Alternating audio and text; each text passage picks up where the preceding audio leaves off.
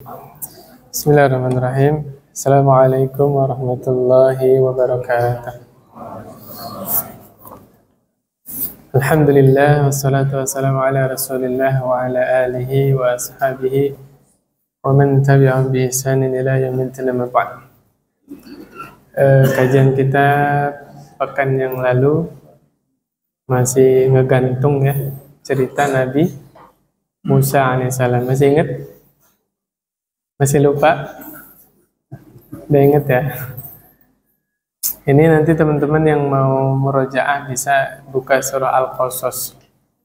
Jadi terjemahan Al-Qasas dari awal-awal itu cerita tentang Nabi Musa dari lahir, dihanyutkan di Sungai Nil, kemudian dibesarkan di rumahnya Fir'aun, ya istananya Fir'aun. Kemudian sampai besar Nabi Musa itu membunuh satu orang dari sukunya Fir'aun. Kemudian dikejar-kejar oleh Fir'aun, oleh bala tentara Fir'aun, lari sampai ke kota Madian. Di kota Madian inilah Allah takdirkan Nabi Musa menikah, ya, menikahi salah seorang putri dari orang soleh yang ada di situ. Subhanallah. Nabi Musa diutus di Mesir. Di kota Madian ternyata ada orang Muslim yang lain, orang mukmin juga. Yang menarik di sini nanti Bapak lihat di ayat 26, ya. Gadis itu analisanya itu sangat teliti, cerdik. Qalat ihdahuma ya abatis ta'jirhu inna khaira man ista'jartal qawiyul amin. Wahai ayahanda, ya ayahanda, ayahku, pekerjakanlah dia.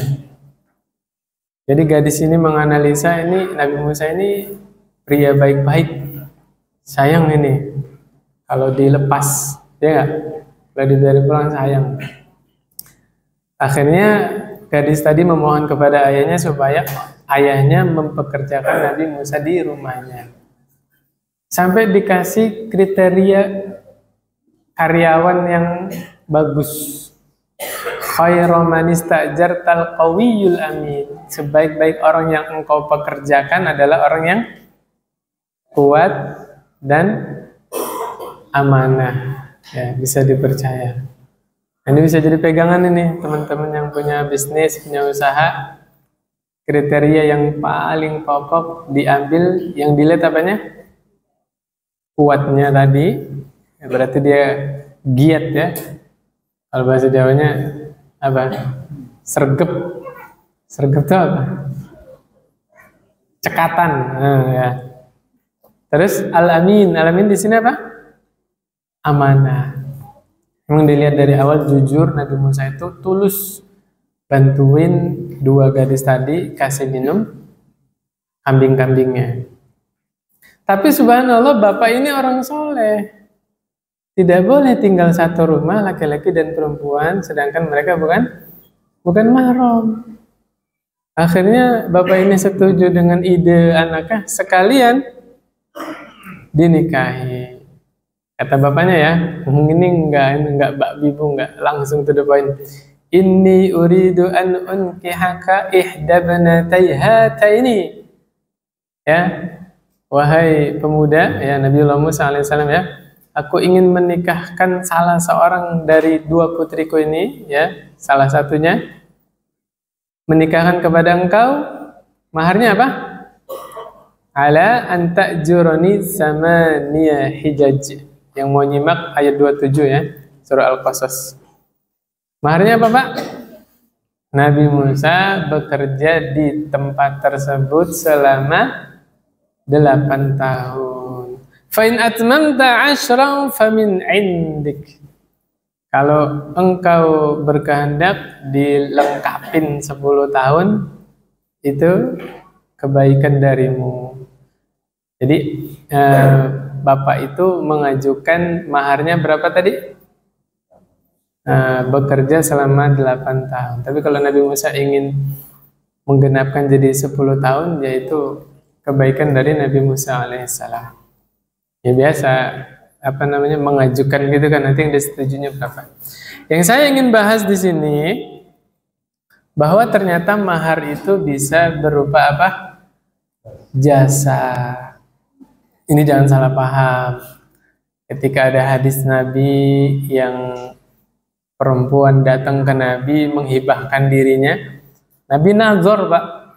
Dari ujung rambut sampai ujung kaki dilihat. Namanya mau dijadikan istri kan? Nazar tuh yang bener, jangan malu-malu. Dia mau jadi istrinya, ya kan? Ternyata Nabi nggak selera. Ya mungkin ya intinya ala kulli hal Allah tidak menumbuhkan kecintaan Nabi kepada wanita tadi. Sahabat melihat Nabi tidak tertarik. Ya Rasulullah sallallahu alaihi wasallam, kalau engkau tidak berkenan, nikahkan saja kepadaku. Ada sahabat di situ. Nabi nanya, kamu punya apa? Punya mahar apa? Pulang ke rumah nyari, wah nggak ketemu apa-apa, Pak. Ketemu apa? Ya Rasulullah, nggak ada apa-apa. Kata Nabi, cari walaupun cincin besi. Bayangin, ya, cari walaupun cincin besi. Nah di sini saya mau ngambil faedah. Berapa banyak orang tua yang gengsi menikahkan anaknya dengan acara pernikahan yang sederhana. Memang cocote tonggo itu luar biasa. Bikin orang ya, bener nggak Pak? Gara-gara omongan tetangga kan? Iya. Ya, sebagian orang tua itu malu menikahkan anaknya dengan acara yang sederhana ya, semampunya, tapi tidak malu anaknya dibawa pacaran gratis. La haula wala quwwata illa billah. Bener nggak? Ya, na'udzubillah min dzalik, na'udzubillah. Ya, harusnya lebih memikirkan bagaimana maslahat untuk anaknya. Apalagi anaknya sudah balik, sudah 17 tahun ke atas, itu sudah ada ketertarikan kepada lawan jenis. Orang tuanya harus peka, ya, diperhatikan apa yang dibutuhkan anaknya. Ya. Bapak, ibu juga kan pengen dapat menantunya yang baik akhlaknya, baik agamanya, baik dompetnya, ya kan? Bener nggak? Diperhatikan, ya, subhanallah. Nah, yang dimaksud akhir hadis ya, pokoknya sahabat ini nggak punya apa-apa. Terakhir ngajuin sarung. Ya Rasulullah, ini saya punya sarung, pengen dijadiin mahar sarungnya. Terus kamu kalau itu dikasih ke istrimu, kamu pakai apa? Satu-satunya sarung yang dia pakai pengen dijadikan mahar. Akhirnya Nabi nanya, hal indaka surah, ya, oke maka kamu punya hafalan Quran nggak? Punya ya Rasulullah. Saya hafal surat ini ada. Saya nikahkan engkau kepada dia dengan maharnya surat itu. Itu bukan berarti dibaca pas akad, bukan Pak. Jadi yang dimaksud sahabat tadi menikah dengan perempuan tadi dengan mahar hafalan itu, maksudnya adalah suami ini punya kewajiban mengajarkan Al-Quran kepada istrinya sampai hafal. Itu maksudnya Pak, jasa mengajarkan Al-Quran. Jadi kalau bapak nanti ada yang ngelamar anaknya, ya terus bapak ngajuin, mau nggak nikah sama anak saya, maharnya surah An-Nisa misalnya ya. Ya berarti suami ini punya kewajiban mengajarkan anak perempuan bapak sampai selesai hafalan surah An-Nisa. Gitu Pak ya. Sebagian orang ada yang salah kaprah, maharnya dengan surah Ar-Rahman. Habis itu setelah akad nikah, mempelai prianya baca surah Ar-Rahman. Nah, bukan itu yang dimaksud ya. Jadi yang dimaksud adalah jasa mengajarkan Al-Quran kepada istrinya. Dan itu jadi kewajiban. Itu ya. Ala kulli hal, itu yang mau saya sampaikan pada pekan yang lalu yang tidak sempat ya karena sudah bel duluan. Oke, yang pekan lalu itu kita sudah ngebahas keutamaan hidup menyendiri, masih ingat? Ya, ketika fitnah di mana-mana merajalela, ya subhanallah, lihat sekarang fitnah ya, fitnah perempuan yang tidak menutup auratnya dengan baik, fitnah musik, fitnah apapun itu tersebar, ya enggak? Kadang-kadang kita di rumah ya itu lebih selamat daripada keluar rumah, ada kan? Ya, bentar lagi Ramadan lagi ya, subhanallah. Kita udah nahan-nahan di rumah, ya ibadah pas keluar mau ke masjid, apa yang kita temui di jalan, ya? La haula wala quwwata illa billah. Itu ada anjuran kita hidup sendiri. Bahkan di hadis itu diterangkan hidupnya di mana? Di gunung. Ya, bawa kambing. Sekalian buat bekal hidupnya di gunung sana. Itu kemarin sudah disampaikan. Tapi Al-Imam An-Nawawi rahimahullah di sini membawakan satu bab ya tentang keutamaan bergaul dengan masyarakat. Ini yang pertama. Dalilnya sudah saya terangkan pekan yang lalu, masih ingat enggak? Al-mu'minul ladzi yukhalitun nasa wa yasbiru ala adahim khairun minal mu'minil ladzi la yukhalitun nasa wa la yasbir ala adahum.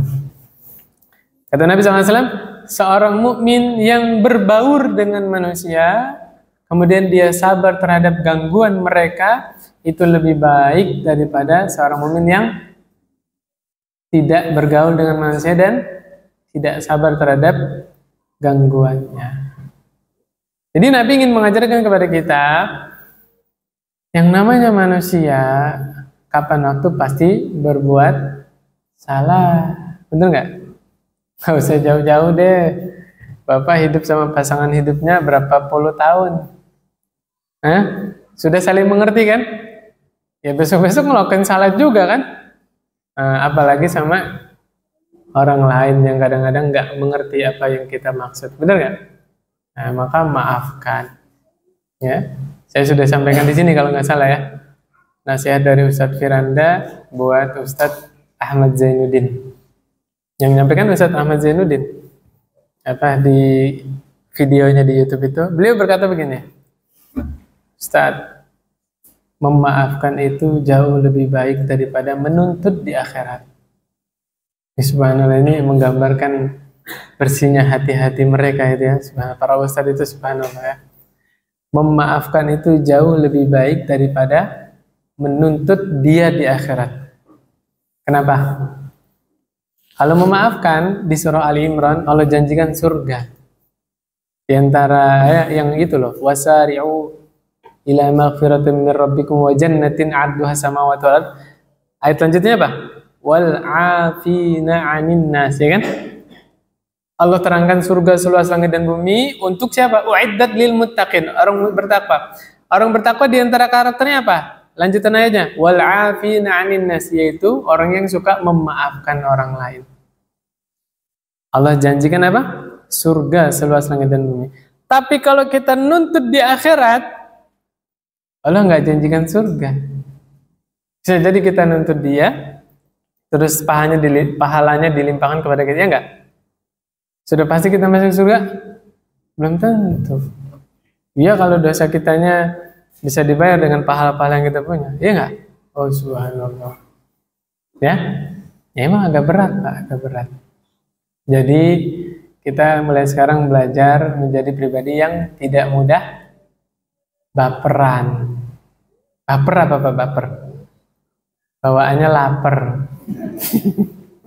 Ya, baper ya. Ya. Agak besi hatinya ya.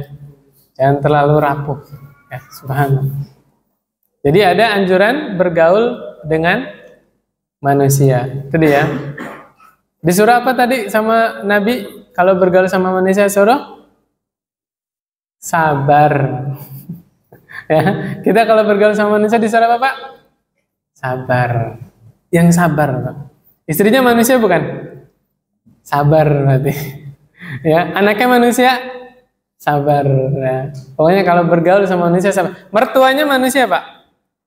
Manusia, bukan tumbuhan kan? Nah, selama dia itu bernama makhluk yang bernama manusia, pasti suatu saat akan melakukan kesalahan. Sebagaimana seorang istri yang bersalah kepada suami, Ya, wahai para suami, termasuk saya juga ya, maafkan istrinya. Ya, kenapa? Hari ini istrinya yang berbuat salah, besok suaminya. Coba, apa yang paling kita harapkan ketika kita berbuat salah? Seneng nggak kalau istrinya maafin suaminya? Begitu juga sebaliknya. Kalau kita seneng dimaafkan ketika kita berbuat salah, istrinya juga sangat bahagia dimaafkan oleh suaminya ketika istrinya berbuat salah. Nanti akan ada gilirannya, kita juga berbuat salah. Ya. Jadi betapa indahnya saling memaafkan. Ya. Namanya manusia, nggak ada manusia yang sempurna. Kemudian keutamaan menghadiri sholat Jumat. Nah, ini udah tahu semua ya, laki-laki ya. Surah Al-Jumu'ah. Ya ayyuhalladzina amanu idza nudiya lis-salati min yaumil jumu'ah fas'au ila dzikrillah wa dzarul bai'. Tinggalin jual beli. Kalau sudah datang hari Jumat, ya bentar lagi azan, siap-siap. Dipanggil seruan untuk sholat Jumat kan? Was'au ila dzikrillah, bersegera menuju mengingat ke Allah. Di antaranya zikir itu apa? Sholat. Di antara penamaan sholat di dalam Al-Quran apa Pak? Zikir. Wa aqimis sholata li zikri. Dan dirikanlah sholat untuk mengingatku, untuk mengingat Allah Subhanahu Wa Taala. Wa dzarul bai', tinggalin jual beli. Yang udah pernah umroh di Mekah Madinah ya, kalau udah azan ya, itu udah tutup semua toko atau serok. Ada yang di mall itu cuma ditutup doang gitu ya, tinggalin. Ya, subhanallah. Enggak, sebentar doang sholat. Berapa menit Pak sholat? Hah? Ya sama wudhunya lah, taruhlah 10 menit, bener nggak sih? Bentar doang. Ingat Pak, keinginan semua orang yang sudah meninggal pengen dikembalikan di dunia. Al-Mu'minun ayat 99 ayat 100. Hatta idza jaa ahadahumul mautu qala rabbirji'un. Apabila kematian sudah mendapati mereka sudah mati, apa kata mereka? Rabbirji'un, ya Allah kembalikan kami di dunia. Ngapain? La'alli a'malu sholiha, supaya aku bisa beramal soleh. Tuh Pak, salat yang kita abaikan adalah sesuatu yang paling diinginkan oleh mayat-mayat yang ada di kuburan. Mereka pengen kiranya bisa hidup lagi di dunia supaya bisa apa? Sholat. Ya, la haula wala quwwata illa billah. Karena meninggalkan sholat dosanya lebih besar daripada mencuri, lebih besar daripada berzina, lebih besar daripada membunuh. Ya, na'udzubillah min dzalik. Kemudian sholat berjamaah. Jangan sampai gara-gara kajian yang pekan lalu, udahlah ke masjid kadang-kadang ngelihat perempuan naik motor nggak pakai jilbab, akhirnya sholat di rumah. Keliru ini, keliru. Kena syubhat ya. Yang benar, bismillahirrahmanirrahim, berusaha jaga pandangan sampai ke masjid. Gitu ya. Sholat berjamaah Pak. Sholat sendiri sama sholat berjamaah bedanya berapa? Jujur deh. Bapak kalau dikasih pekerjaan, bosnya ngomong, boleh online. Kamu kalau ngerjain tugasmu di rumahmu, saya bayar 1 juta. Tapi kalau kamu ngerjain tugasnya di kantor kami, 27 juta. Punten Pak ya. Kalau kantornya di Jakarta, datang nggak Pak? Datang itu. Iya nggak ya? Saya ulangi ya. Bosnya bilang, ada ibunya nggak itu? Ada ya? Kalau ada aman berarti. Oke, saya ulangi ya. Bapak kerja di suatu perusahaan, oke? Manajer Bapak bilang begini, ini boleh deh kamu kerjain di rumah, boleh online. Nanti saya transfer 1 juta bayarannya. Tapi kalau kamu kerjain ini di kantor kami, ya, kita transfer 27 juta. Saya tanya, kantornya di Jakarta, datengin nggak Pak? Dateng loh Pak. Itu baru hitungan jutaan Pak. Pahala yang Allah sediakan khairu wa abqa, lebih baik dan lebih kekal. Nggak bisa dibandingkan dengan juta-jutaan. Nggak bisa Pak. Saya bukan menyamakan Pak ya. Ini hanya menganalogikan Pak bawa itu aja jutaan yang begitu aja kita semangat walaupun kerjanya di Jakarta, ya nggak? Kita datengin tuh jauh padahal. Dan pahala yang Allah sediakan itu jauh lebih baik dan jauh lebih kekal. Nggak bisa disamakan, nggak bisa dibandingkan dengan rupiah, dengan dolar, dengan riyal, nggak bisa. Ya, subhanallah. Sayang kalau Allah kasih kesempatan 27 derajat terus kita milih yang 1 derajat. Ya, la haula wala quwwata illa billah. Kemudian ada juga anjuran mengikuti kegiatan yang baik. Ya, apa kegiatan yang baik? Apa Pak? Kerja bakti, gotong royong. Nih bentar lagi Ramadan. Biasanya DKM udah bikin agenda nih. 1 pekan sebelum Ramadan ada kerja bakti. Ada nggak? Ada. Ya kan? Persiapan biar nanti ibadah Ramadannya itu maksimal. Ya bersihin apa tak. Biasanya dicat nggak? Mana Pak DKM? Bisa dicat. Yang penting dibersihin ya. Apa namanya rumput-rumput segala macam. Khawatir tarawihnya sampai parkiran belakang itu kan nggak tahu juga ya. Bisa aja. Syekh Misari Rosid undang ke sini sampai ke sana-sana. Ya subhanallah ya. Dalilnya Al-Maidah ayat 2. Wa ta'awanu 'alal birri wat taqwa, dan tolong menolonglah kalian dalam kebaikan dan dalam ketakwaan. Gitu Pak ya? Jadi harus imbang. Maksud saya menyampaikan di sini adalah ada wayahnya kita menyendiri, ada wayahnya kita berbaur dengan manusia. Gak usah ini deh, gak usah, maksudnya apa ya? Gak usah kaku. Kalau kita mau menyendiri, wes, ba'da isya dah Pak. Ba'da isya dah di kamar, baca Quran, zikir, sholat malam dah. Pagi datang, udah berbaur lagi sama manusia tuh. Udah nggak kelihatan Bapak penyendiri, ya nggak? Jadi paginya ekstrovert, malamnya introvert.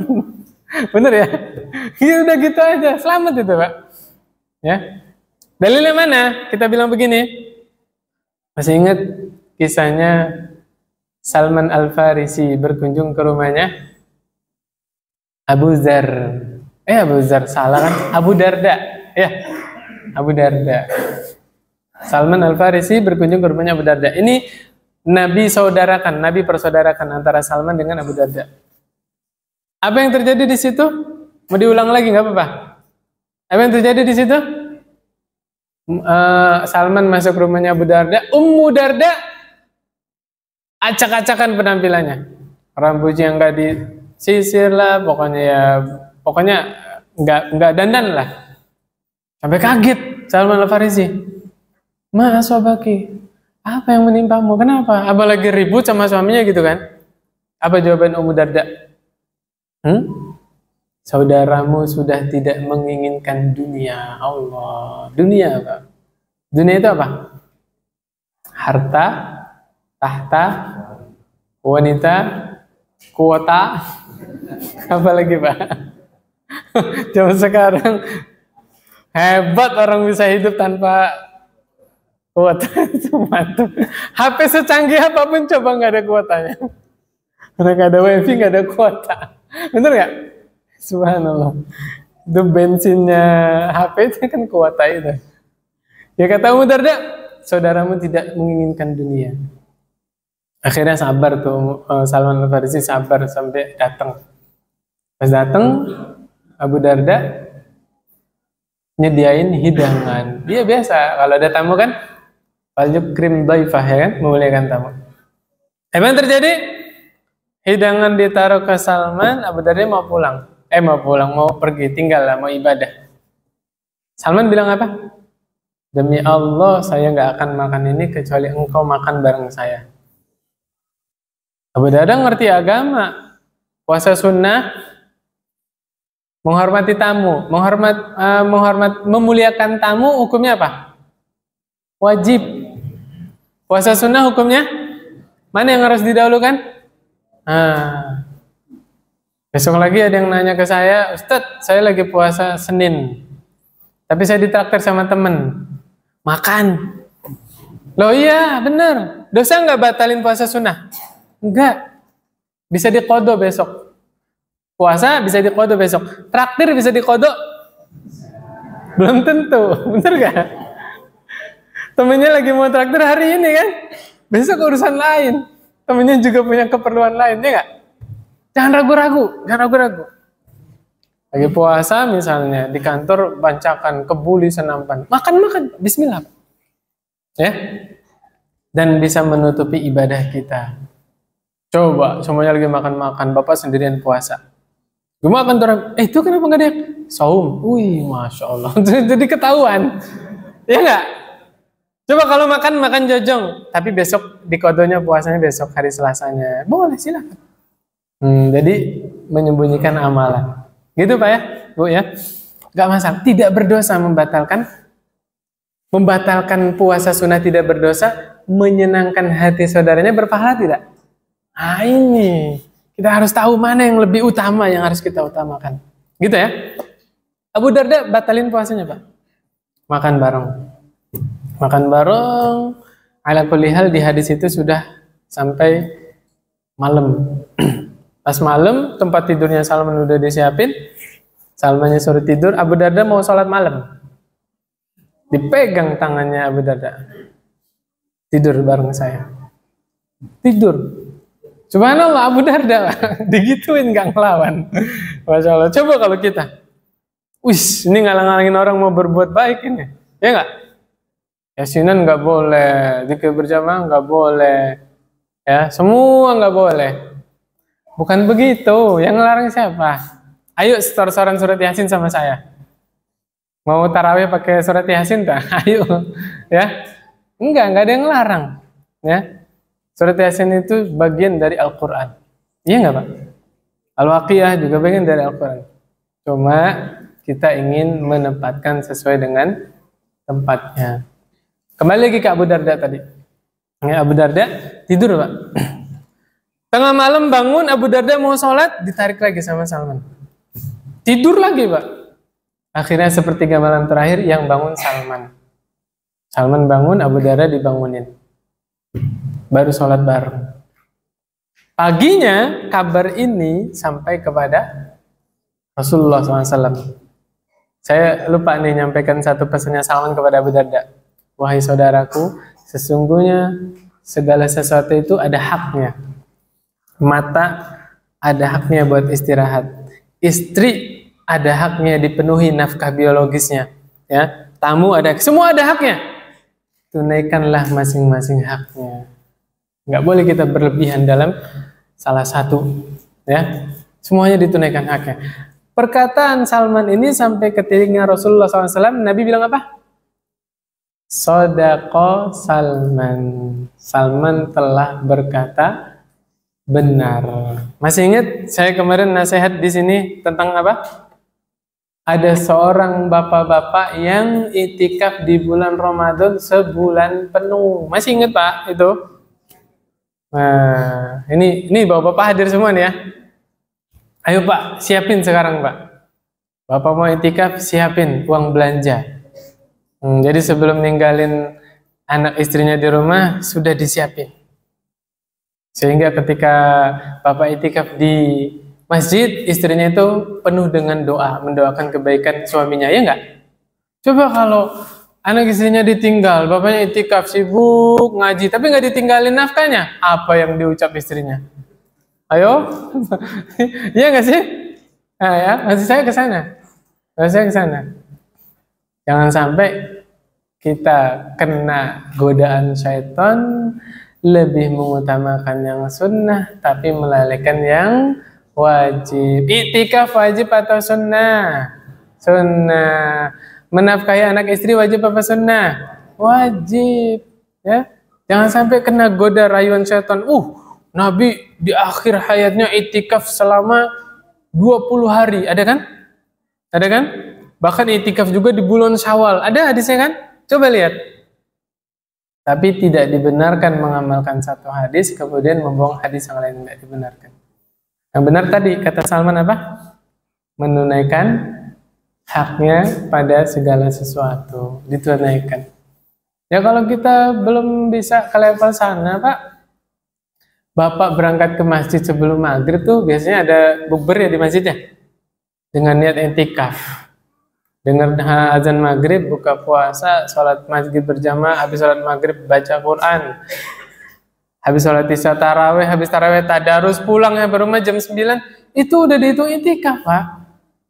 Ya, kan kembali ke apa kebutuhan orang masing-masing. Sebagian orang ada yang nggak bisa nginep di masjid.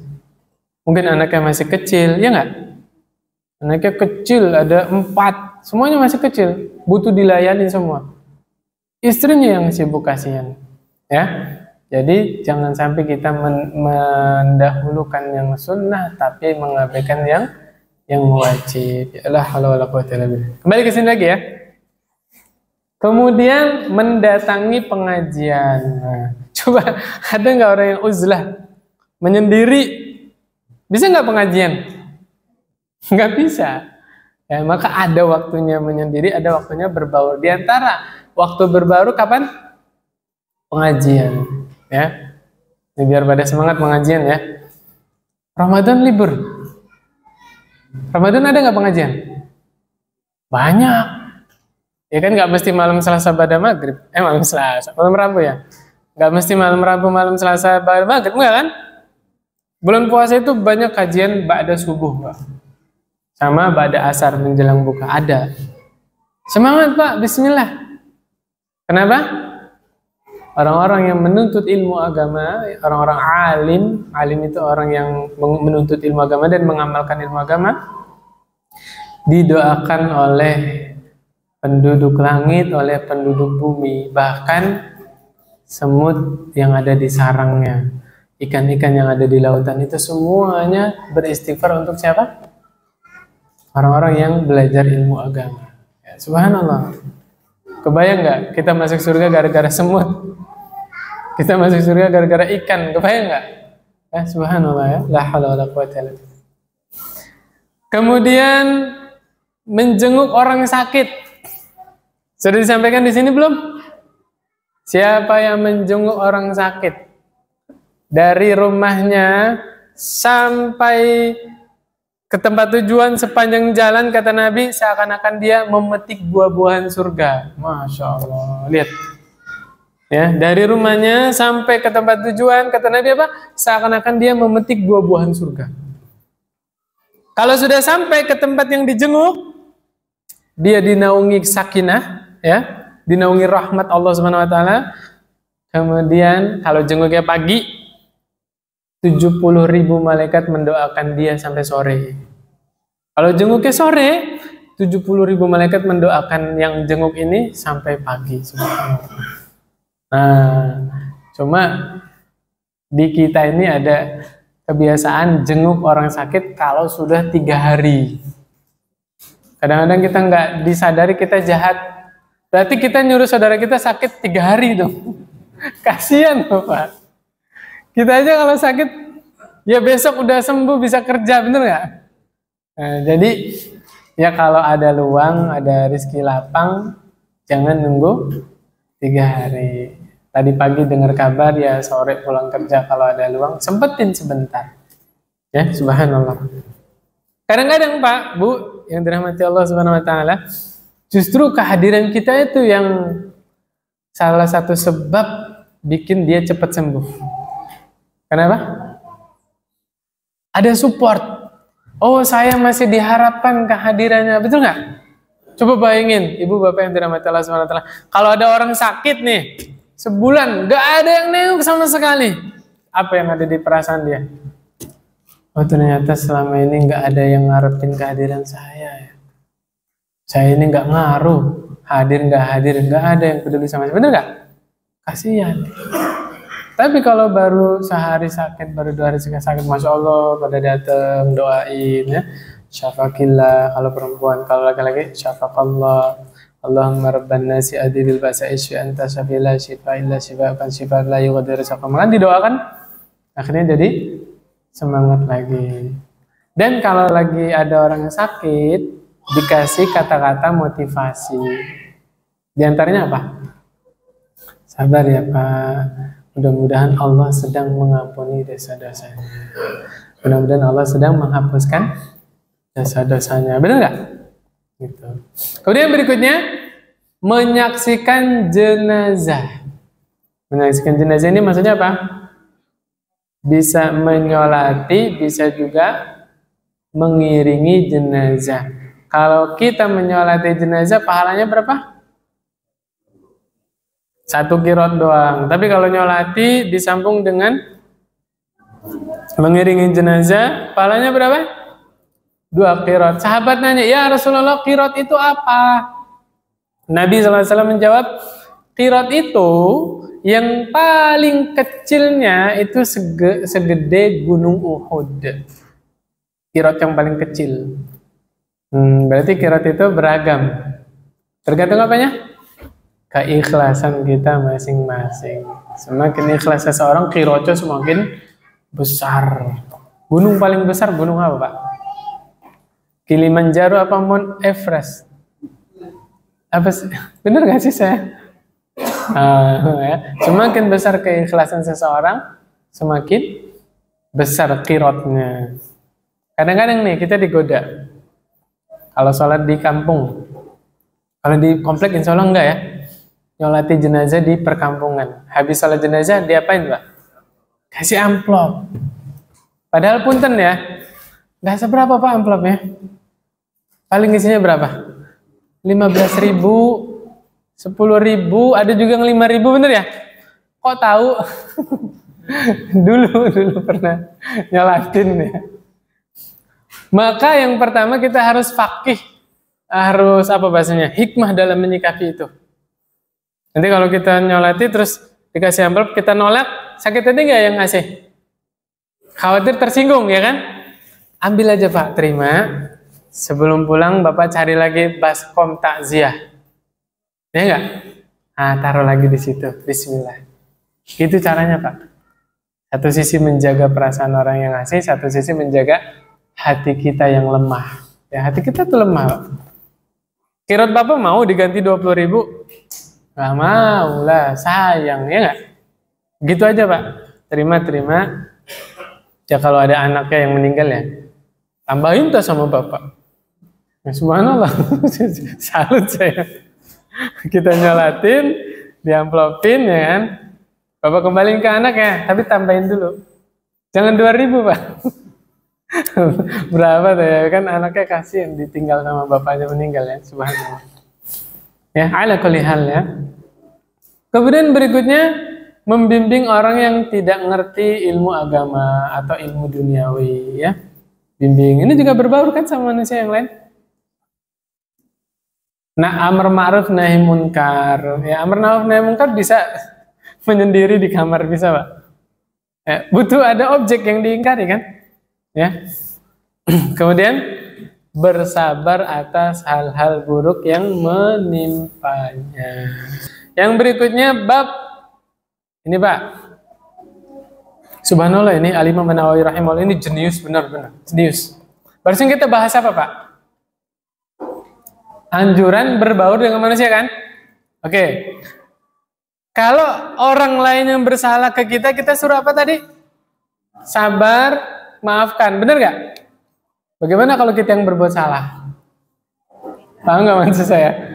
Jangan-jangan kita yang jadi biang apa nih? Biang lala. Ya, jangan sampai. Makanya subhanallah bab berikutnya ini arahan supaya kita tidak membuat salah ketika berbaur dengan manusia. Bab tentang apa Pak? Tawadhu' Pak. Ya, rendah diri atau rendah hati kepada sesama muslim. Yang pertama, surah Asy-Syu'ara ayat 215. Bismillah. Alhamdulillah. Bapak pernah melihat burung ya? Kemudian dia jalannya sambil nundukin sayapnya. Pernah lihat? Gimana perasaannya? Sopan ya? Kayak orang Jawa kalau permisi tangannya dibawain kan? Permisi. Ini dalilnya nih, Asy-Syu'ara ayat 215. Wakhfid janahaka limanittaba'aka minal mu'minin. Rendahkanlah Kalau janaha itu kan sebenarnya sayap ya. Ya nggak? Janahun itu kan sayap. Tapi di sini diterjemahnya, rendahkanlah dirimu terhadap orang-orang beriman yang mengikutimu. Maksudnya apa? Jangan sombong, ya. Jangan merasa diri lebih baik. Salah satu ciri orang sombong itu apa, Pak? Tidak mau senyum. Saya ulangi ya. Ini beberapa orang nggak suka ini. Beberapa orang nggak suka. Saya ulangi ya. Salah satu ciri orang yang sombong bagaimana Pak orangnya? Mahal senyumnya, ya kan? Sebaliknya, orang yang murah senyum itu berasal dari rendahnya hati dia. Dia tidak merasa lebih baik daripada orang yang dia senyumin. Betul nggak sih? Oh, makanya dia mau senyum. Ya. Tunjukkan gigimu. Gigimu bukan aurat. Setuju? Giginya aurat bukan? Bukan. Jadi kalau ketemu orang giginya tampakkan nanti nular, Pak. Dia juga akan nampakin giginya. Apalagi pas senyum giginya gigi emas. Kaget. Berapa gram itu? Subhanallah. Ya la haula wala quwwata illa billah. Ya, ala kulli hal gigi itu aurat bukan? Bukan. Jadi jangan pelit. Sama senyum aja pelit gimana? Yang ada yang minjem uang lah. Senyum aja pelit. Gimana ada orang minjem uang? Kemudian berikutnya surah Al-Maidah ayat 54. Allah Subhanahu wa taala berfirman, "Ya ayyuhalladzina amanu may yartadda minkum 'an dinihi." Nih, Allah bilang kepada kita, Allah nggak butuh kita jadi orang mukmin. Saya ulangi ya, Allah tidak butuh kita jadi orang baik, nggak butuh.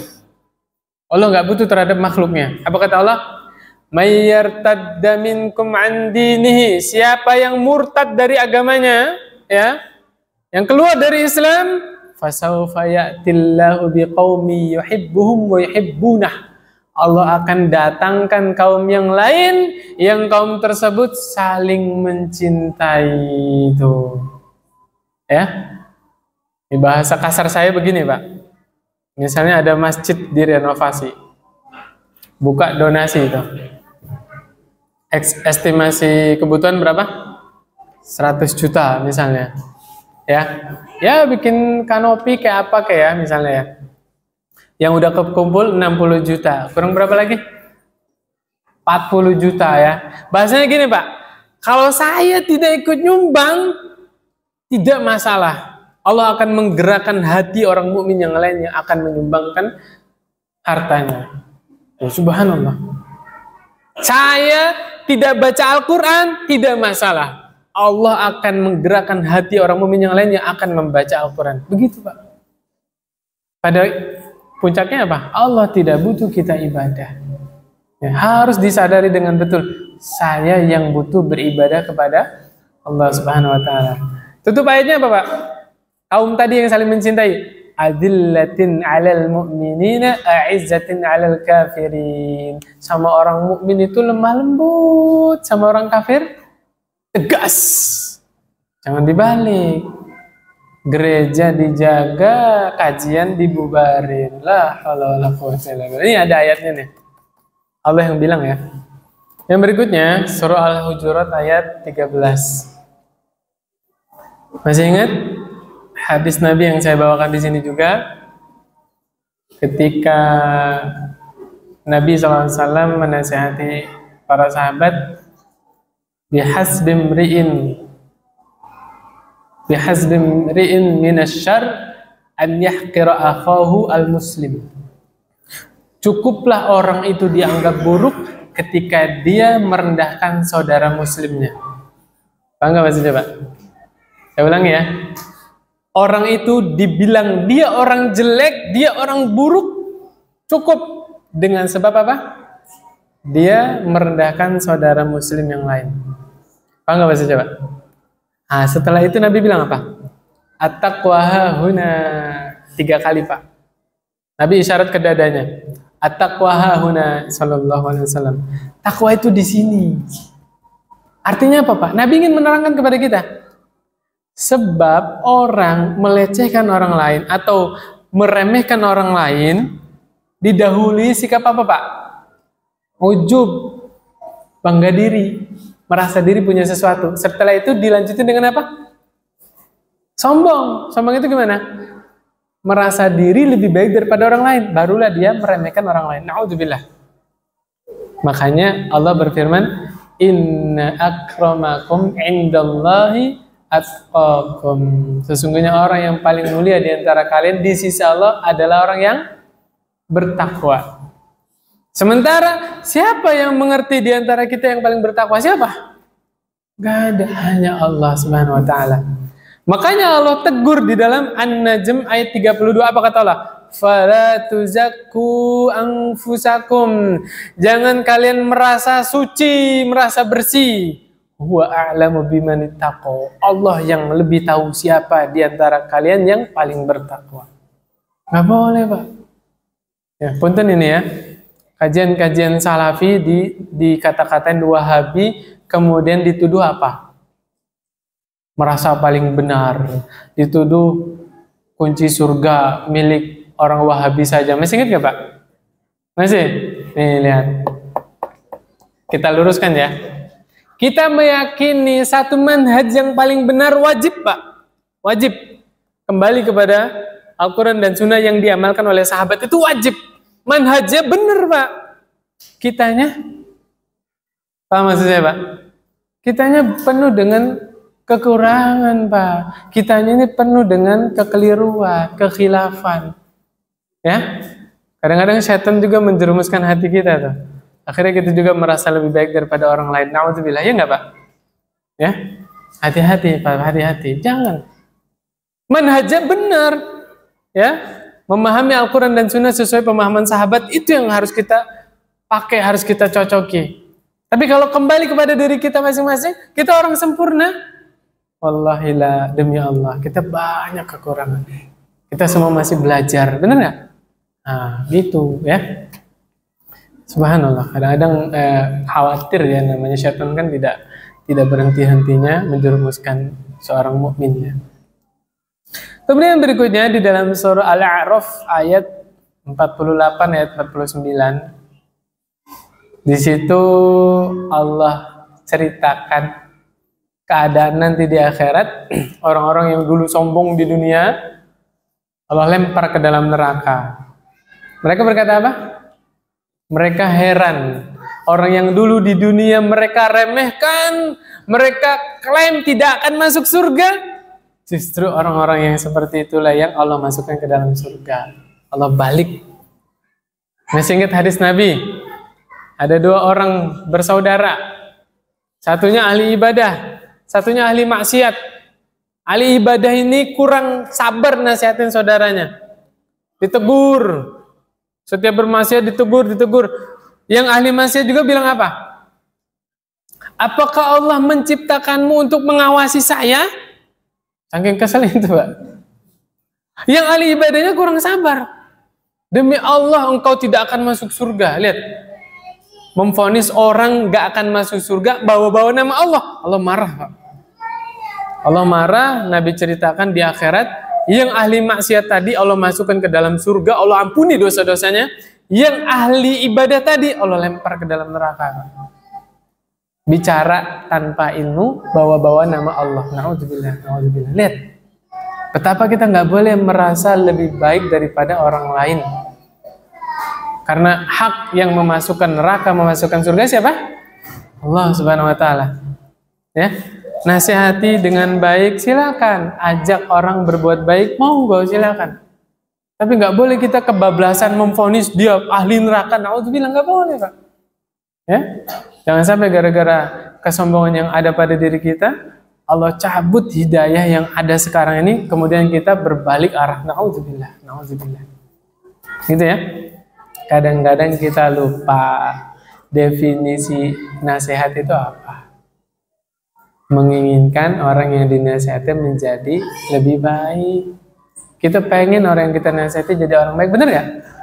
Jangan sampai nasihat kita itu ditolak, nggak diterima, gara-gara apa? Cara kita yang salah. Gara-gara akhlak kita yang nggak hikmah. Hikmah itu apa, Pak? Menempatkan sesuatu pada tempatnya.